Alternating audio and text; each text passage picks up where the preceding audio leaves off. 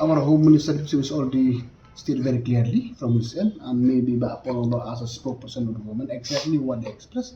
Yes, personally from me, first of all, I would like to thanks all the Home Department under the leadership of Home Minister. They have done a tremendous job to get these culprits. So yes, also at the same time, I would like to thank all the local people who help all those police and all this Ndrf. I really thank them, especially from my side.